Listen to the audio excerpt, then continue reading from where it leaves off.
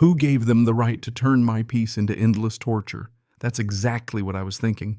The morning 3 police cruisers thundered down my driveway, lights blazing on a so-called emergency complaint filed by Karen, the president of our local HOA. It was like the opening scene of some ridiculous TV drama, except I was the unlucky star standing there in my boxer's mug of coffee halfway to my lips as cops demanded to see business permits for my lakeside cabin rental and started threatening to seal off the whole property. All because of a tiny wooden cabin sitting out there in the trees. My own little slice of heaven suddenly turned into a battlefield. If you told me this would happen back when I inherited this land, I'd have laughed you off my porch. See, I'm Mason Reed, used to be a software engineer in the city, until I burned out and traded in traffic jams for the quiet life my grandfather promised I'd find out here. 15 acres in rural Oregon, a crystal clear lake, and a rustic cabin that I'd fixed up into an Airbnb getaway for folks wanting to unplug. I thought I'd found the American dream until I met Dolores Whitman, the real estate dragon in a business suit, president of the Pinehurst Hills HOA, and apparently my new arch nemesis. It all started on a Tuesday, so perfect it should have been illegal. I was getting the cabin ready for the Smiths, a family who'd rented from me every year, never caused a lick of trouble, when I found the first warning shot and envelope jammed in my front door. The letterhead screamed intimidation. Pinehurst Hills Homeowners Association, all block letters and legalese.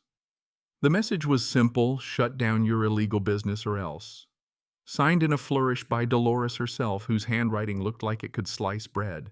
I'll admit at first I was just confused. My place isn't even in their HOA. I'm technically in Riverside County and Pinehurst Hills is over in Pinehurst County. You know what I mean? It's like the mayor of Portland issuing speeding tickets in Seattle. But I figured, hey, maybe it's just a paperwork mistake. So I did the polite thing. I called the number on the letter, hoping for a calm adult conversation. Instead, I got Dolores. Her voice was ice in a glass, all clipped words and faux courtesy. The second she realized it was me, she cut me off, told me my commercial activities were damaging the property values of her residents. I tried to explain about the jurisdiction, but she was having none of it. "Mr. Reed, you clearly don't understand the broader implications of your actions," she said, and then started in about traffic noise community standards. She even told me she was an attorney with 20 years' experience, and let's just say she made it clear she knew every trick in the book. I probably shouldn't have snapped, but I told her straight up, "Your HOA has about as much power here as I do over the moon landing." She went quiet, real quiet, and then she dropped her voice to a threat. "I will use every legal means at my disposal," she said, "and my resources extend farther than you might expect."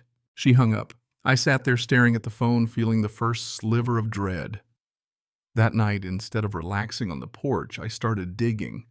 What I found made me want to bolt the doors.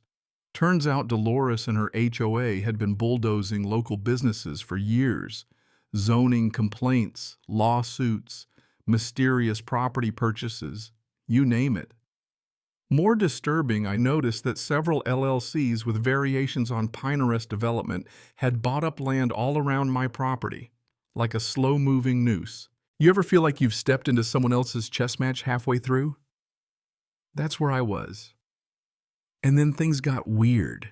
A few days later, the Smiths canceled their reservation out of nowhere. When I called to ask why, Jennifer Smith told me, voice shaky, they'd gotten an email from the county health department warning about environmental hazards on my land. A Gmail address, but written up all official-like. Not half an hour later, I found a fake Airbnb listing of my cabin plastered with nightmare reviews. Smells like sewage owner is belligerent. Drug paraphernalia in the bathroom. Meanwhile, security footage showed a black SUV plates, always obscured parking at the end of my drive every night like clockwork. I started to wonder if I was losing my mind, but then I remembered my grandfather's words. There's a difference between being strong and being stupid. Smart strength wins wars, not battles. So I got smart. I went to see Ezra Thompson, the general store owner who knew everyone and everything in town. When I asked him about Dolores, he just sighed. Son, she's got more tricks than a Vegas magician, and she's ruthless. He told me about other victims, Mike's auto repair run out by bogus legal challenges, Sarah Chen's organic farm destroyed by trumped-up traffic complaints. And now Ezra said the land those people lost was being bundled for some big lakefront paradise resort project with my cabin smack in the path. That's when I realized this wasn't about an HOA standards. It was about a land grab, and I was in the way. Ezra gave me the number of a local lawyer, Camden Torres, the kind who fights dirty when you need it.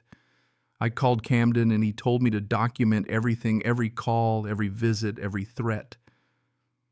I set up new cameras, started saving evidence to the cloud, and tried to brace myself, because the storm was coming, The next morning, Dolores went nuclear. First, the county planning department called about unauthorized commercial activities. Then the environmental folks wanted soil samples for possible contamination. After that, the IRS called, the IRS, wondering if I'd reported all my Airbnb income. And finally, the fire marshal scheduled an emergency inspection. 4 agencies, 4 complaints, all within an hour. By noon, my Airbnb was suspended and 6 bookings, almost $3,000, vanished. That night, I nearly broke. I remember sitting in my grandfather's old recliner, the house so quiet it hurt, and thinking about walking away. But his voice was in my head again. You don't have to stand alone. Camden, though, was a force of nature. He pointed out the fatal flaw in Dolores's attack. She'd given a different story to every agency, filed under slightly different names, and in doing so, committed multiple felonies. We reached out to Sage Mitchell, an investigative reporter who'd lived through her own HOA nightmare. She was hungry for the story. Sage found evidence that Dolores had been bribing local officials and coordinating her campaign from behind the scenes. But here's the twist you didn't see coming. The day the police rolled up, it was a full-on Circus 3 Department's TV crews, the Smiths calling 911 on the cops by mistake, and Dolores orchestrating the whole show like some deranged director.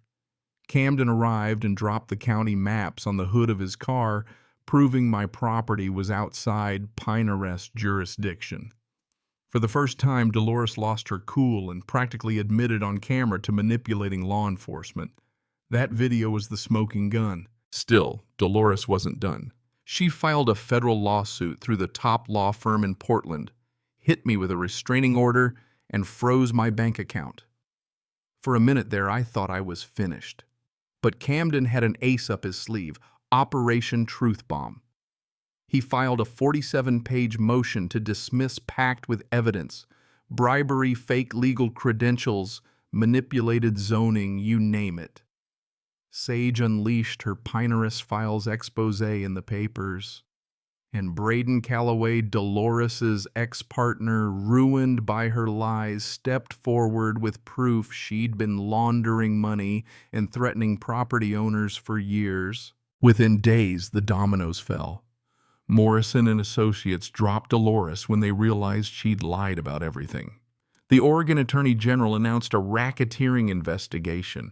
FBI agents moved in. Dolores tried to run, but the feds were already watching her every desperate call, only added more charges. And the real kicker, Ezra Thompson, the friendly store owner, turned out to be a retired FBI agent who'd been quietly building the case against Dolores from the start. When they cuffed Dolores and hauled her off, it didn't feel triumphant. It felt surreal.